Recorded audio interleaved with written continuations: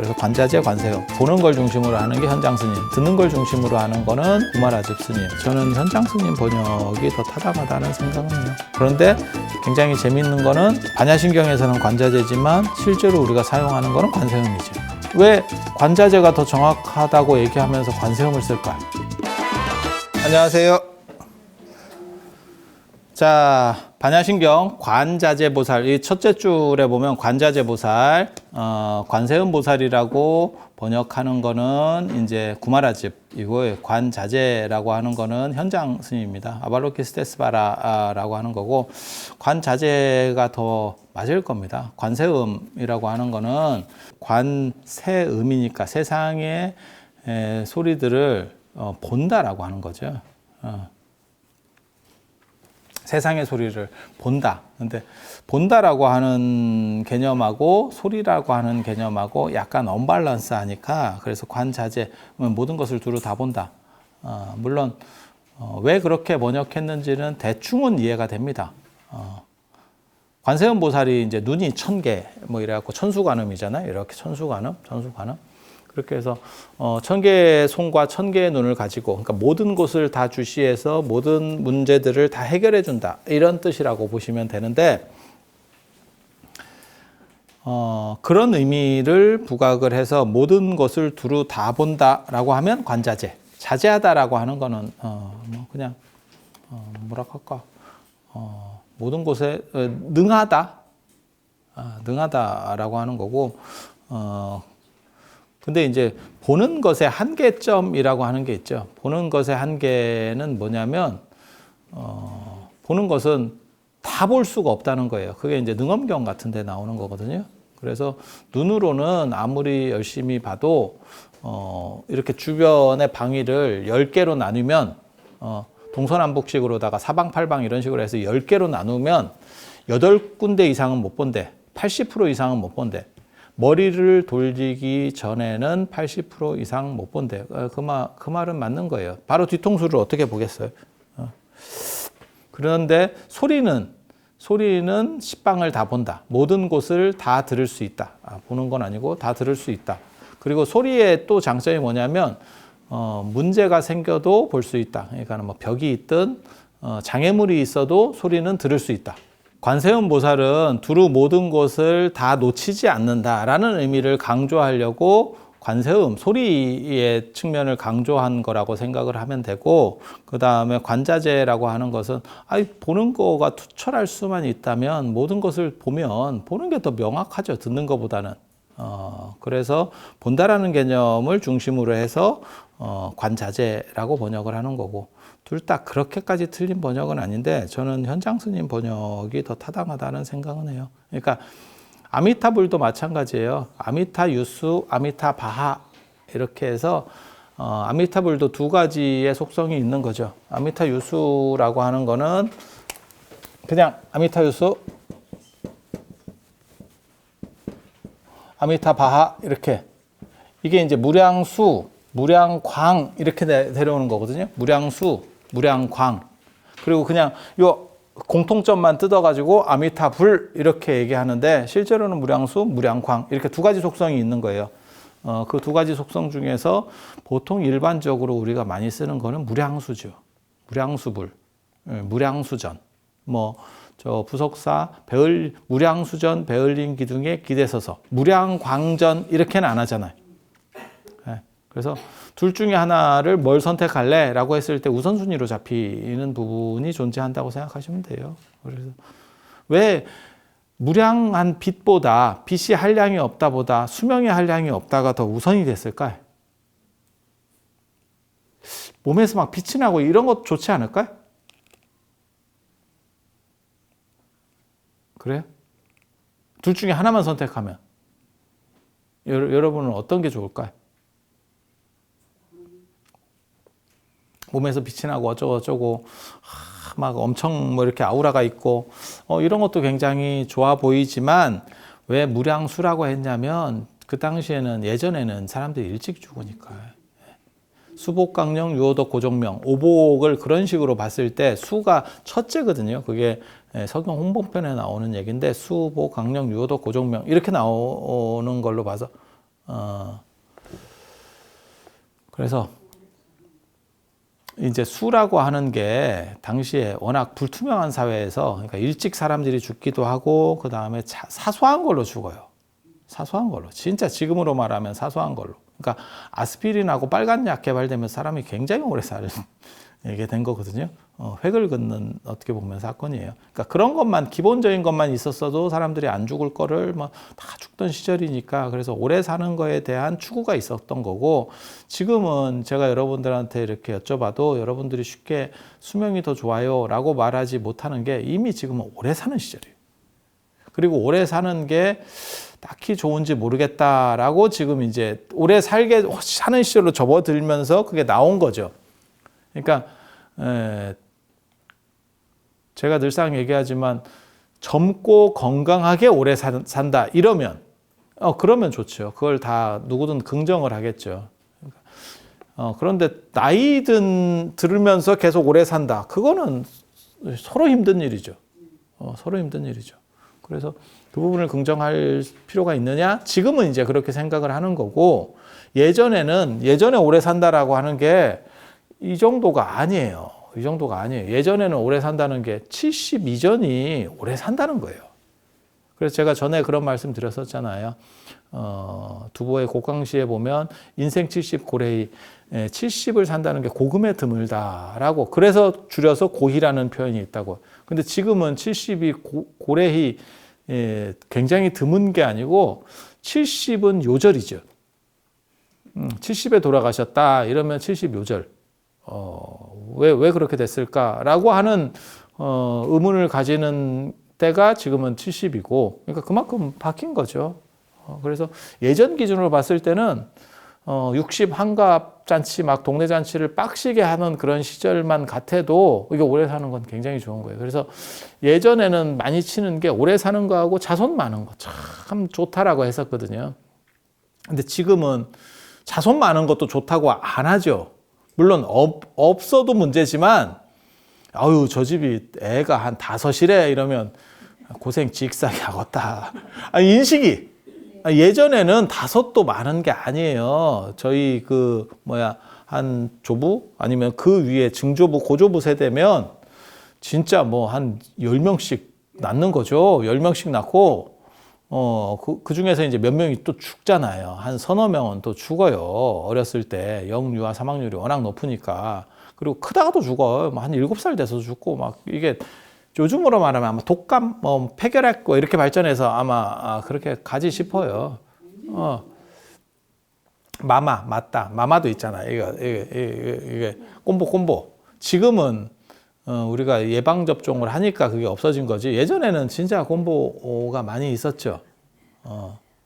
그렇게 해서 이게 뭐 보통 일이 아니죠. 보통 일이 아니죠. 그래서 어떤 쪽으로 주류를 잡을 거냐라고 하는 거고 이때만 하더라도 이제 오래 사는 게 좋은 거고 그래서 복에 대한 개념도 많이 바뀌는 거죠. 지금은 자손 많고 자손 많고 오래 사는 게 꼭 복이냐에 대해서 생각을 해봐야 되고 예전에는 무조건 자손 많고 오래 사는 건 좋고 그래서 자개농에다가 십장생에다가 석류 이런 거 다 하는 게 석류, 포도 이런 건 다 자손을 상징하는 거거든요. 씨가 많고 수박도 그렇고 그게 이제 매체들이 좀씩 달라요. 그러니까 상황에 따라 좀 달라.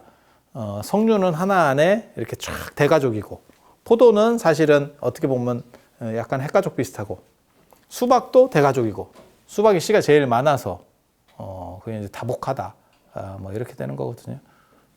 그래서 이제 보는 관점들이 다르니까 그래서 예전에는 지금은 오히려 빛이 나서 성공하는 게 좋지 않을까? 지금은 오히려 무량광이 나을 것 같아요. 뭐 사는 거야 충분히 다 사니까. 그래서 이걸 합쳐서 그냥 한문으로 쓰면 수광전이라고 하죠. 수광전이 아미타불을 모신 데를 수광전. 예전에 석굴암이 수광전이라고 써 있었어요. 그래서 석굴암 부처님이 석가모니 부처님이 아니고 아미타 부처님 아니냐라고 황수영 선생이 주장을 했었고 근데 문제는 그 편액이 조선 후기 편액이기 때문에 그게 신라 시대를 반영하냐라고 이제 또 얘기가 나오는 거고.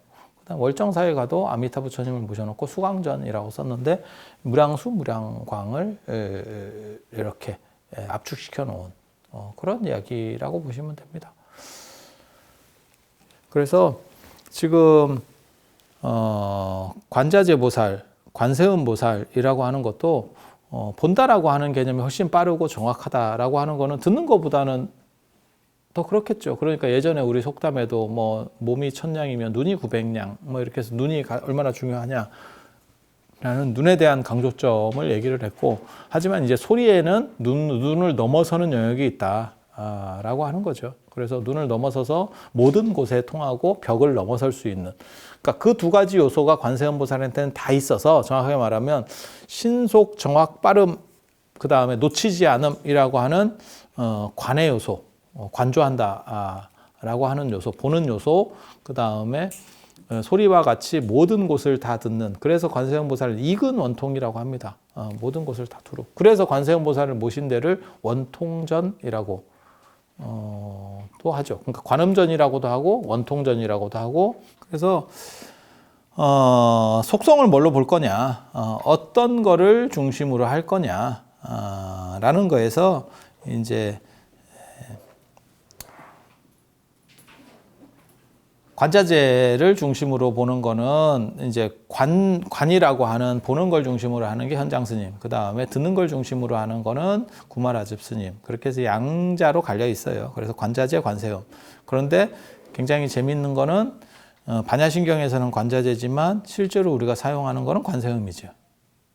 관세음 보살. 그리고 관음도 관세음의 축약형이라는 쪽이 더 강력하거든요. 관음도 그렇잖아요. 관자재를 축약했으면 관제가 돼야 되나? 근데 관세음을 축약하니까 관음 이렇게 되잖아요. 그렇게 해서 우리가 정근할 때도 보통 절에서는 그렇게 쓰죠. 왜 관자재가 더 정확하다고 얘기하면서 관세음을 쓸까? 이미 보편화된 거죠. 이미 보편화된 거죠. 그러면 그 말이 바뀌어도 레포트, 우리가 레포트라는 말을 흔히 쓰는데 실제로는 리포트라고 해야 되거든요. 그렇지만 레포트가 일상화되면 그냥 레포트예요. 이해가 됩니까? 그래서 관제재 보살보다 관세음 보살이 덜 정확하더라도, 틀린 거는 아니고 덜 정확하더라도 관세음 보살이 이미 우선권을 가지고 있었기 때문에, 구마라집은 300년대 사람이고 이제 현장은 600년대 사람이니까 한 300년 정도 흘렀으면 이게 다 일반화돼서 더 이상 바꿀 수가 없는 거죠. 우리가 담배라고 쓰지 그걸 뭐 타바코라고 쓰나? 그렇게 하는 거하고 똑같은 거죠. 그래서 그냥 일반화되면 그걸로 끝이에요. 일반화되면 쉽게 잘 안 바뀝니다. 그래서 그렇다는 거 생각을 하시면 되고, 그 다음에 관세음 보살은 이게 독립성이 굉장히 강한 보살이에요. 그렇다 보니까 원래 아미타 부처님하고 관세음 보살이 결합되어 있는 구조가 아닙니다. 원래는 단독으로 만들어졌다가 나중에 후에 결합된 거고, 그래서 독립성을 강하게 가지고 있고, 그렇다 보니까 관세음 보살은 따로 신앙 대상으로도 돼요. 그래서 관음경이라고 하는 것도 있고, 관세음 보살 보문품입니다. 저 법화경 안에 있는 관세음 보살 보문품, 그걸 관음경으로 독립해서 쓰기도 하고, 또 어떤 특징이 있냐면 관세음 보살만 모신 그런 정각도 있죠. 그게 관음전. 그러니까 아미타불하고 같이 모시면 극락전. 그렇지만 관세음 보살만 모시면 관음전. 그리고 또 이제 그걸 조금 더 높여서 모시면 원통전. 아까 얘기한 것처럼. 그리고 천태종에서는 관세음 보살을 중심으로 했기 때문에 그걸 이제 본존으로까지 모시면, 그러니까 법당에서 절 건물 중에서 최고 메인 건물로 관세음 보살을 놔버리면 그때는 원통 보전 이렇게 씁니다. 그래서 관세음 보살의 독자성, 그리고 관세음 보살이 바다하고 관련이 되는 것 같아요. 그래서 해상의 이러한 안전을 담당하는 그런 보살. 해상무역에 있을 때 바다가 워낙 위험하니까. 그러니까 신앙이 어떻게 한번 쫙 일어나려면 어떤 특화된 부분들이 있어야 돼요. 동아시아에서 당나라 때 문수신앙이 크게 유행했던 이유 중에 하나는 문수보살이 지금은 공부나 하고 이렇게 지혜, 총명 이렇게 생각하는데 합격 뭐 이런 거. 그런데 예전에는 국가를 수호하는 보살이었었어요. 진후국가의 상징보살입니다. 그래서 당나라 때 모든 저 사찰에 문수전이 만들어지고 우리나라에도 오대산이 만들어지고 일본에도 오대산이 만들어지고 막 이렇게 됐었던 거고, 관세음보살은 바다랑 관련이 있어요. 그리고 관세음보살이 바다에, 그러니까는 해상무역이나 이런 거를 수호하는 신. 중국에 관우가 뜬 이유도 뭐냐면 관우가 돈신이라고 생각하는데 그게 상단을 보호하는 신이에요. 상업하는 이런 대상무역 하는 사람들을 보호하는 신. 그래서 이제 어떤 성격을 규정받느냐가 굉장히 중요해요. 그래서 관세음보살은 해상무역. 그래서 해상과 관련된 부분들이 활성화될 때, 그러니까 해상 실크로드가 활성화될 때 관세음보살의 인기가 올라가는 거예요. 그리고 그 이전에 아마 관세음보살 이전에 그런 걸 담당했던 게 저도 명확하게까지는 지금 확인을 못했는데 여러 자료들을 봤을 때 그게 연등불입니다. 그래서 연등불이 과거불 중에서 연등불의 위치가 굉장히 높은 이유 중에 하나가 해상무역이에요. 근데 그 연등불의 위치가 나중에 떨어지는데 그렇게 되는 이유는 관세음보살이 그 자리를 차지해서 그래요. 그래서 해상무역과 관련해서 그걸 보호해주는 신격, 보살 뭐 이렇게. 그리고 나중에 이제 동아시아에서는 관세음보살을 추격하고 올라오는 보살이 하나 있죠. 그게 이제 제가 얘기하는 동아시아 불교의 가장 큰 빅히트 상품이다. 그래서 우란분절이에요.